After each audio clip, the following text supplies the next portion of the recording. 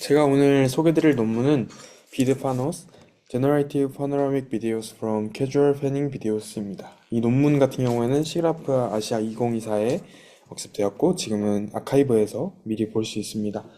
이 논문의 저자는 워싱턴대에 있는 저자고 그리고 구글 딥마인드와 함께 연구를 했습니다. 먼저 영상을 한번 볼 건데요. 이런 식으로 촬영된 영상을 먼저 파노라믹 캔버스에 이제 프로젝션을 합니다. 그래서 이러한 결과 나오면 여기에서 이 방금 보였던 그 검은 부분들을 아웃페인팅을 진행을 해서 이런 식으로 좀 일관성 있는 영상을 만들어내는 연구라고 할 수 있겠습니다. 그래서 본 연구의 모티베이션은 사람들은 여행에서 그 순간을 포착하여 기억하고 싶어 하는 경향이 있습니다. 그래서 스마트폰으로 영상을 찍지만 공간의 규모감이 사라져서 몰입감이 많이 떨어지게 됩니다. 장면이 정적일 경우에는 패닝 비디오의 프레임을 파노라마 이미지로 연결을 해서 단일 뷰를 만들 수 있습니다. 그래서 이런 식으로 우리는 실제로 파노라마 이미지를 많이 사용하곤 하는데요. 그런데 움직이는 사람이나 나무, 물 등으로 가득 찬 순간에 그 역동적인 장면을 경험하는 것은 불가능합니다. 그래서 이 논문에서는 오른쪽 아래와 같이 이렇게 움직이는 영상의 파노라마를 만드는 것을 목표로 하고 있습니다. 간략하게 방식에 대해서 설명을 하고 넘어가겠습니다. 이 논문에서는 일반적으로 촬영된 비디오로 파노라마 비디오의 볼륨에 걸친 공간과 시간을 모두 완성하는 방법을 제안하고 있습니다. 디퓨전 베이스드 모델, 루미에르, 이제 구글에서 발표한 모델이죠. 루미에르와 토큰 베이스드 모델, 2022년에 페나키라고 구글에서 발표했던 모델 모두에 적용을 해보았습니다. 이러한 문제는 일반적으로 알려진 영역보다 모르는 영역이 훨씬 넓고, 그다음에 해당 영역이 고정되어 있다고 가정할 수 없기 때문에 매우 까다로운 작업입니다. 이 문제를 해결하기 위해서 본 논문에서는 두 가지의 키 아이디어를 적용했는데, 첫 번째는 코스트 파인 신테시스고 두 번째는 스페이셜 어그리게이션입니다. 이 두 가지 기술을 적용해서 비디오 볼륨에 우리가 모르는 영역을 일관적이고 사실되게 완성하는 것을 목표로 하고 있습니다. 그래서 본 논문의 컨트리뷰션은 세 가지로 볼 수 있겠습니다. 움직이는 사람과 사물이 포함된 일반적인 패닝 입력 비디오에서 비디오 파노라마를 생성하는 최초의 시스템입니다. 두 번째로 디퓨전 및 토큰 기반의 비디오 제너레이션 모델을 위한 기본 알고리즘을 조정하였고 상대적인 장단점을 분석하였습니다. 마지막으로 합성 패닝 카메라 모션이 포함된 새로운 비디오 파노라마 데이터셋을 생성하였습니다. 릴레이트 워크 첫 번째는 먼저 이미지 파노라마 스티칭입니다.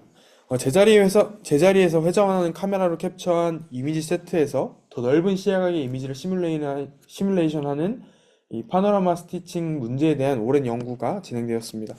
일반적으로 이러한 파노라마 스티칭은 세 단계의 과정을 통해서 관측 간의 그 경계선과 어떤 불일치, 인컨시스턴시를 해결을 합니다.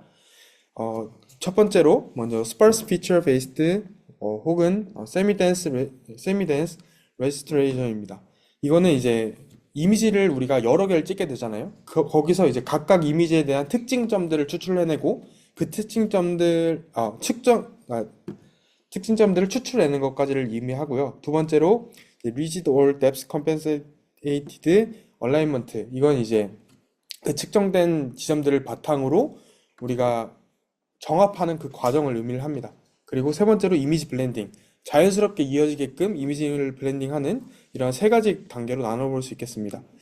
그런데 이러한 이미지 파노라마의 주요 실패는 동적 물체가 있는 장면에서 발생을 합니다. 예를 들면 우리가 이렇게 찍고 있는데 이 사람이 이동을 해버린다든지 이러면 좀 문제가 발생할 수 있겠죠.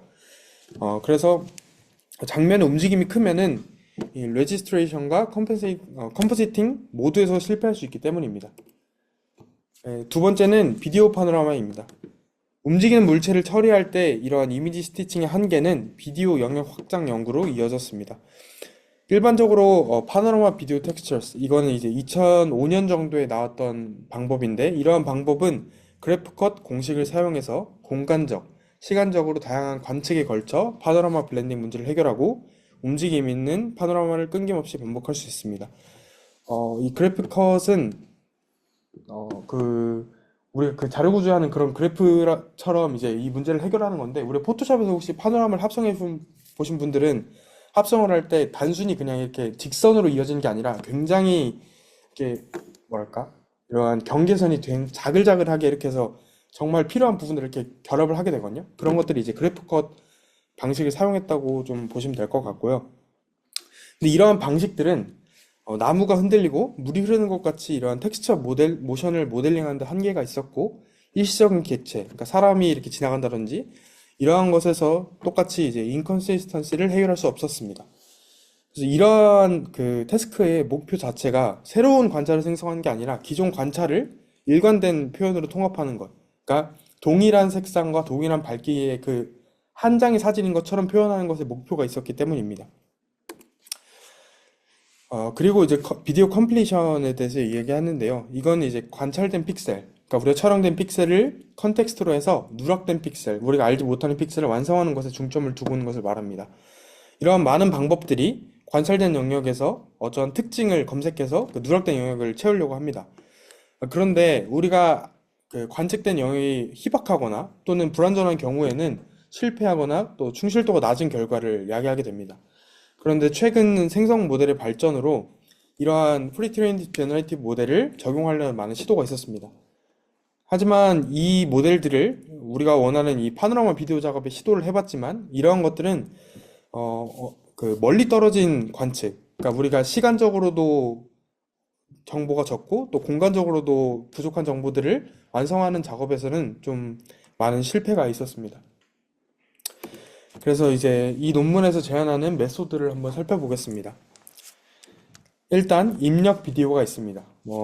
예를 들어 지금 88프레임 정도 되는 비디오라고 한번 가정을 해보겠습니다. 이 비디오를 일단 프로젝션 합니다. 아까 전에 첫 번째 제가 영상 보여드린 것 중에 두 번째 화면이 이제 검정색 배경에 이제 비디오가 이렇게 들어갔잖아요. 그런 식으로 파노라마 프로젝션을 하고요.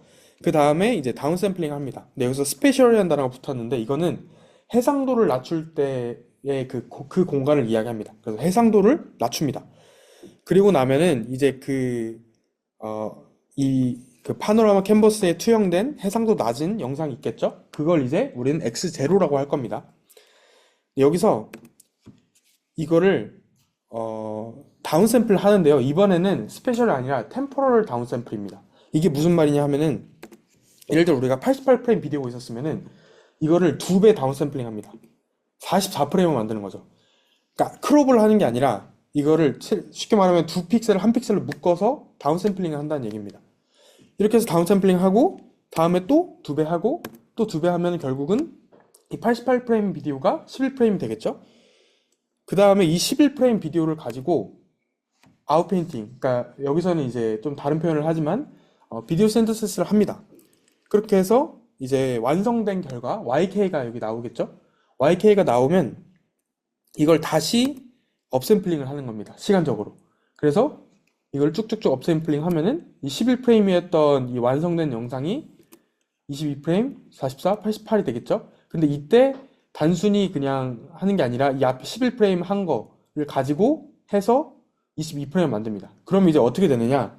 예를 들어 우리가 11프레임에서 이걸 이제 확장했을 때 22프레임 기준으로 1, 2, 3, 4프레임 있다고 치면은 1프레임하고 3프레임은 이미 확장됐습니다. 그리고 2와 4는 우리가 모르겠죠?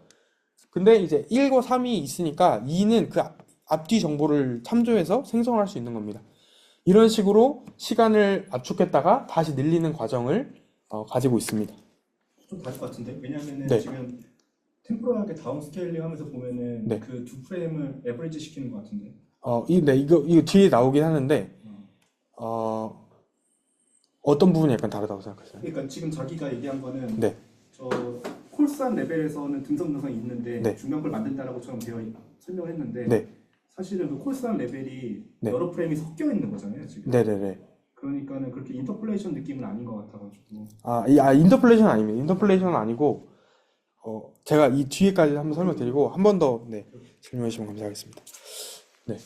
그렇게 해서 이제 어떠한 80프레임, 그러니까 풀프레임, 이제 전체 길이가 되는 이제 Y0가 나오게 되면은, 그걸 다시 이제 스페이셜 슈퍼 레졸루션을 합니다. 다시 원래의 사이즈 정도로 업스케일을 하는 거죠. 그리고 나서 이제 원래 있던 인풋은 원래 해상도가 좋기 때문에 그걸 다시 한번 멀지해서 최종적인 결과물을 얻게 됩니다.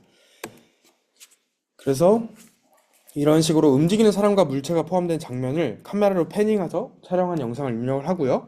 그리고 우리가 알 수 없는 컨텐츠의 그 범위는 시간과 공간 모두에서 상당히 이제 비디오에 걸쳐 있으므로 누락된 영역을 합성하기 전에 제너레이티브 비디오의 성능을 활용합니다. 그리고 제한된 시공간적 컨텍스트 윈도우 해결을 위해서 시간적 차원에서는 콜스트 파인, 아까 전에 보셨던 그 템포럴 업샘플링, 그리고 공간적 차원에서는 마스크 리스펙팅 어그리게이션을 적용해서 이러한 제한을 극복합니다. 먼저 비디오 제너레이션 모델 잠깐 살펴보고 넘어가겠습니다. 본 논문에서는 디퓨전 베이스드 모델과 토큰 베이스드 모델 실험을 했고요. 루미에르 같은 경우는 2024년에 나온 모델이고 128 곱하기 128 픽셀에 80프레임을 생성할 수 있습니다. 그리고 나서 그 128, 128을 1024, 1024로 업샘플링하는 두 단계로 나누어져 있고요. 페나키라고 하는 토큰 베이스드 모델 같은 경우에는 이제 인코더 디코더 구조로 되어 있는데 11프레임 그리고 160 곱하기 96 픽셀로 생성하고 320 곱하기 192 픽셀로 생성하는 두 단계의 캐스케이드로 구성되어 있습니다. 페나키 같은 경우는 2022년 모델이기 때문에 조금 성능이 좀 낮은 모습을 볼 수 있고요. 이제 비디오 레지스트레이션 앤드 셋업부터 한번 살펴보겠습니다. 일단 입력을 파노라마 캔버스에 프로젝션 해서 프레임 X0와 파노라마 좌표에서 M0 마스크 프레임을 생성합니다. 여기 아래 보시면 이런 식으로 프로젝션 하고 이 바깥 부분은 이제 우리가 구해야 되는 부분, 안에는 알고 있는 부분으로 마스크를 설정을 하겠죠. 근데 이때 이제 순수 패닝 모션, 그러니까 우리가 이렇게 왼쪽에서 오른쪽으로 흐르는 이런 패닝만 있을 경우에는 좀 더 빠른 호모그래피 솔버를 사용을 합니다.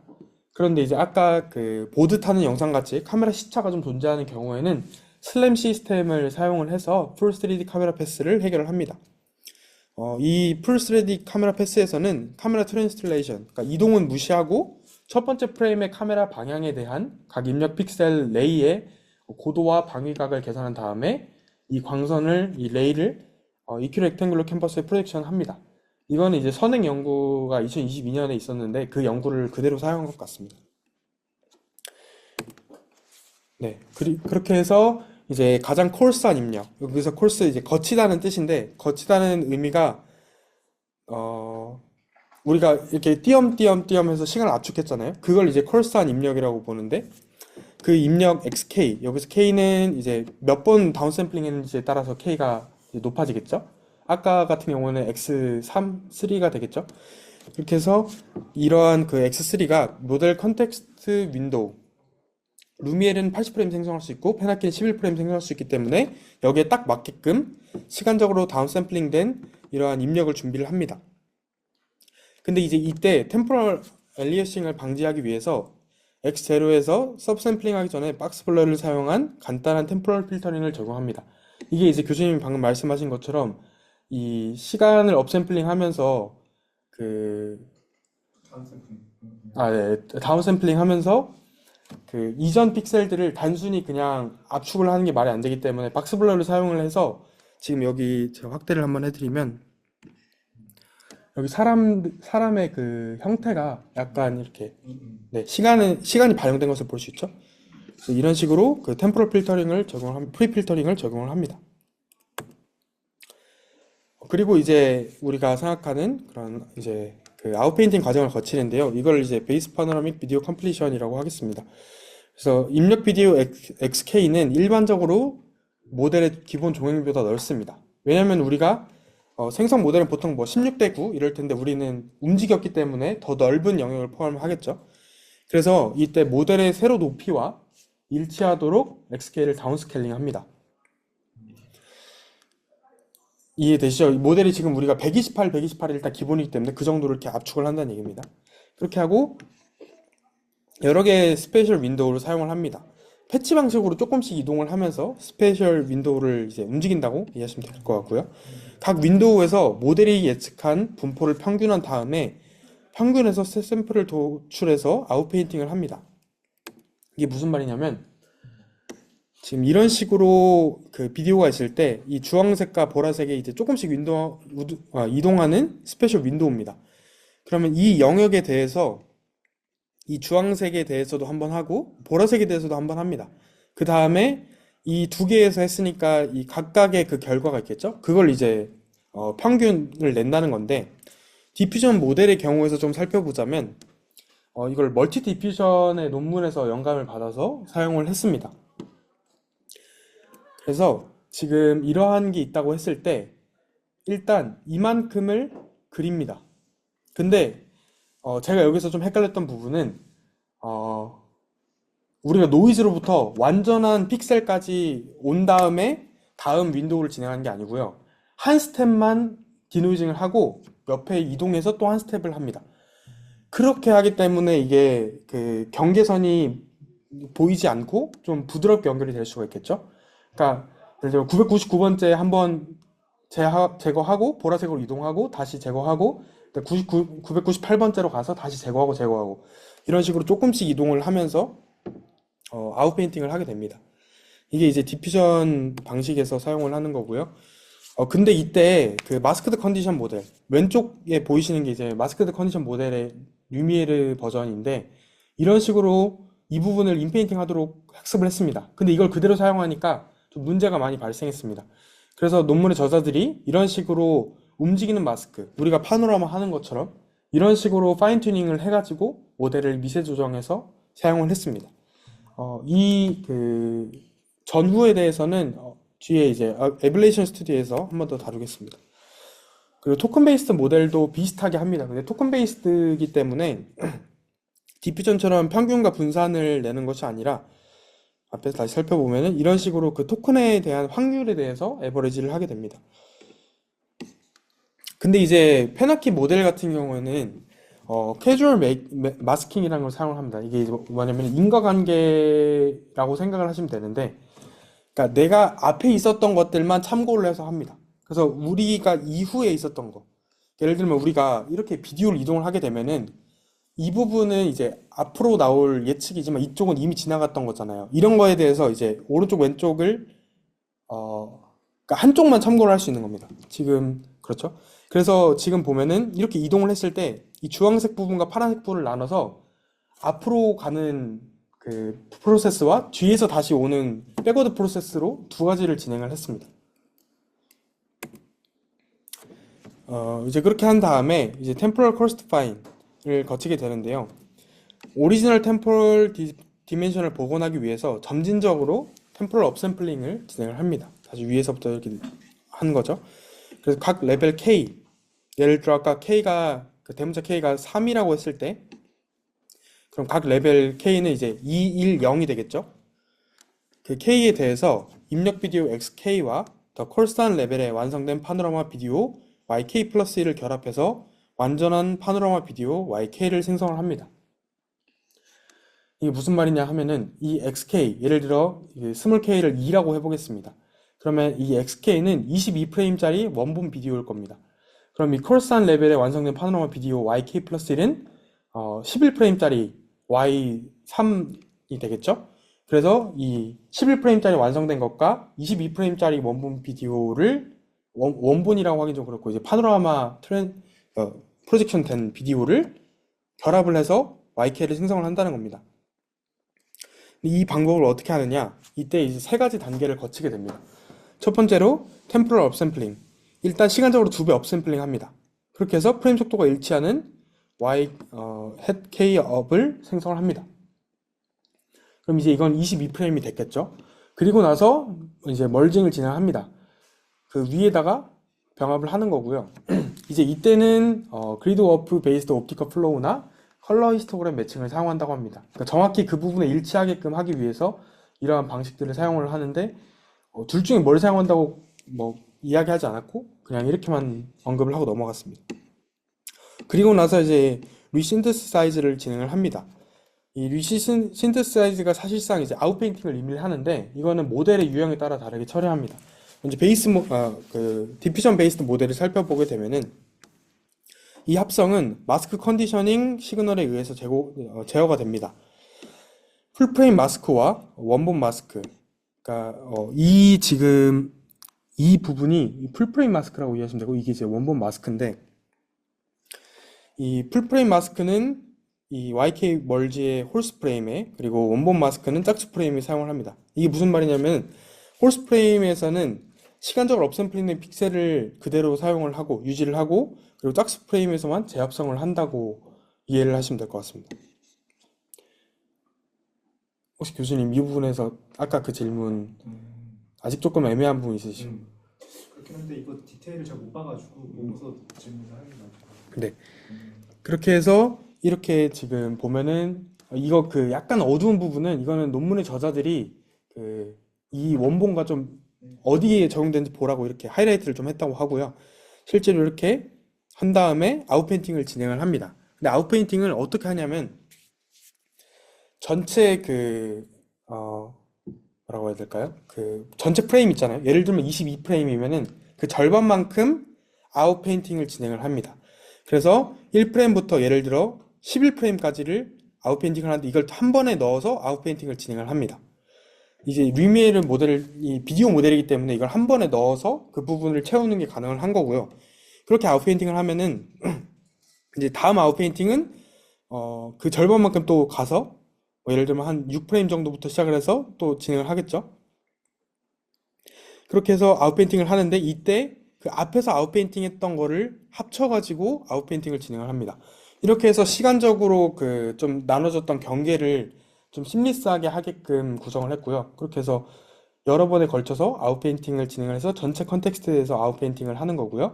이때 또 각각의 아웃페인팅에는 앞에 말씀드렸던 것처럼 스페셜 윈도우가 조금씩 이동을 하면서 이 논문에서는 루미에르의 경우에는 32프레임이라고 언급을 했는데 조금씩 이동을 하면서 디퓨전 과정을 거치게 됩니다. 근데 이제 제가 조금 애매하다고 생각하는 부분은 이 논문에서는 계속해서 두 개의 그 평균 내는 부분에 대해서만 언급을 했는데요. 이 논문에 그 인용된 멀티 디퓨전을 좀 찾아보게 되면은 실제로는 굉장히 많이 합니다. 이 윈도우를 조금씩 이동하면서. 그래서 어떻게 평균을 내냐면은 이 마스크 하나가 되는 그 픽셀은 1을 올립니다. 그러니까 지금 이 부분은 1이 될 거고 이 겹친 부분은 2가 되겠죠? 이 부분 다시 1이 될 거고 그 다음에 나중에 실제로 이거를 에버리지 할 때는 이제 역수를 취해 가지고 여기는 2가 됐으니까 2분의 1씩 그 각각 값들을 더하는 겁니다. 이런 식으로 아웃페인팅을 진행을 하게 되고요. 토큰 베이스드 모델 같은 경우에는 뭐 식이 많아보이지만 어렵지 않습니다. 우리가 그 멀지한 그러니까 원본하고 확장된 거하고 합성한 그 멀지를 인코더에 넣습니다. 그럼 어떠한 토큰들, 이 비디오가 구성하고 있는 토큰이 나오겠죠? 그 토큰에 우리가 그 궁금한 마스크 부분만 할 수 있도록 이제 마스크를 넣습니다. 그렇게 되면은 이제 그 우리가 원하는 부분에 대한 토큰만 나오겠죠? 그리고 이 토큰을 디코더에 넣어서 똑같이 창 길이의 절반 시간만큼 페나케이 같은 경우는 5프레임 정도만 하게 되는 겁니다. 이런 식으로 템포럴 클러스터파인 과정을 거치고요. 그리고 단순히 이것까지만 하면은 결과물이 조금 마음에 안 들 수 있습니다. 그래서 특히 페나키 모델이 조금 더 도드라지는데 이러한 피달리티 로스가 발생하기 때문에 최종 결과를 합성하기 전에 그 디코더를 파인 튜닝을 합니다. 이 영상에 대해서 이 디코더를 한번 파인 튜닝을 거치게 되고요. 루미에르 모델도 사실 안 해도 되긴 하지만 조금 더 원본에 가까운 결과를 합성하기 위해서 고주파 디테일을 개선하기 위해서 한 번 더 파인 튜닝을 거쳤다고 했습니다. 그리고 이제 리절트를 살펴볼 건데 리절트를 크게 두 가지 그 영상을 가지고 합니다. 첫 번째 영상 같은 경우에는 이런 식으로 실제 촬영된 영상입니다. 그래서 이러한 영상은 우리가 일반적으로 촬영하는 캐주얼 비디오가 되겠고 두 번째는 이런 식으로 360도 카메라로 촬영한 거에 대해서 마스크를 주고 이렇게 생성한 합성된 그런 영상이 되겠습니다. 그래서 이 논문에서 이제 비교할 베이스라인들은 크게 세 가지로 나눌 수 있겠는데요. 리니어 인터폴레이션 방법, 그리고 플로우 베이스드 방법, 그리고 매그 VIT라는 어떠한 그런 방법을 비교를 합니다. 리니어 인터폴레이션은 잘 아시는 그러한 선형 보관이고요. 플로우 베이스드는 광학 흐름을 사용해서 비디오 인페인팅 했던 그 플로우 페인터라는 모델하고 이런 모델을 사용을 합니다. 그리고 마지막으로 매그 VIT는 반복적인 수평 아웃페인팅을 적용한 다음에 크롭하는 그러한 선행 연구가 있습니다. 먼저 사진으로 한번 살펴보겠습니다. 지금 그라운드 트루스 한번 먼저 보시고요. 이런 식으로 스쿠버들이 있고 어떠한 산호초들이 있는 그 씬에 대해서 인터폴레이션을 진행을 하게 되면은 스쿠버가 이동을 하는 모습을 볼 수 있습니다. 이게 이제 비디오인데 이제 여기 사진으로 봐서 그렇지만 이런 식으로 단순 선형 보관은 당연히 이러한 움직임들이 기록이 되겠죠. 그리고 프로페인터 같은 경우에는 그 카메라가 없는 부분에 대해서는 이런 식으로 그 스쿠버가 아예 사라지기도 하고 이런 식으로 경계선이 보이거나 또 이런 식으로 심하게 또 되는 경우도 있고 이제 이 두 가지가 플로우 베이스드 방법인데 이런 경우가 있었고 이것도 이제 수평적으로 인터폴레이션 하다 보니까 이 마지막 픽셀의 정보가 어쨌든 계속해서 반복이 되면서 아웃페인팅 되는 모습을 볼 수 있습니다. 그리고 이제 페나키와 루미에르 모델을 보면은 이런 식으로 결과를 볼 수 있고요. 비디오로 한번 보겠습니다. 지금 이런 식으로 합성된 그 데이터셋을 가지고 한번 한 건데요. 다시 한번 보겠습니다.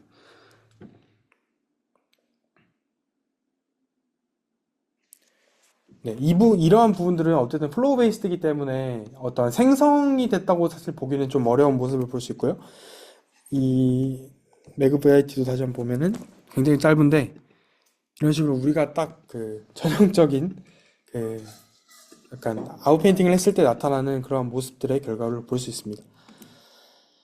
그리고 이러한 매트릭도 평가를 해봤는데요. 정적인 장면에서는 인터폴레이션이 조금 더 높습니다. 지금 보시면은 정적인 장면에 대해서는 고정되어 있는 물체들을 우리가 찍었기 때문에 인터폴레이션이 조금 더 높지만 동적인 장면에서는 월등하게 이제 그 이러한 방식을 적용한 것이 나은 것을 볼 수 있습니다. 기본적인 그냥 리미에르 자체의 그 모델도 한번 사용을 해봤는데 역시나 성능이 좀 부족한 것을 볼 수 있겠습니다. 여기서 특히 엔드포인트 에러를 좀 추가했는데 이제 이거는 생성한 모션의 일관성을 측정하는 로스입니다. 그래서 그 그라운드 트루스 영상하고 생성한 출력 영상하고 프레임 사이의 플로우를 계산해서 L2 디스턴스를 측정하는 로스고요. 한번 그 플로우를 한번 살펴보면은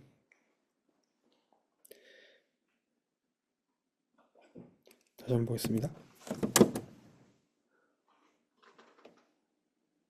이런 식으로 그라운드 트루스와 비교했을 때 뭐 완벽히 일치하진 않지만 꽤나 준수한 결과를 내는 것을 볼 수 있겠습니다.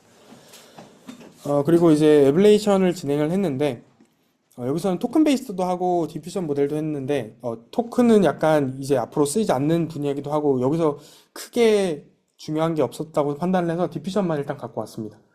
두 가지에 대해 살펴볼 건데 마스크 파인 튜닝, 아까 말씀드린 그 움직이는 마스크에 대해서 파인 튜닝 한 것과 안 한 것, 그리고 템포럴 코스트 파인 대신에 그냥 멀티 디퓨전을 사용한 방법에 대해서 에뷸레이션을 진행을 했습니다. 이건 영상이 따로 없는데요.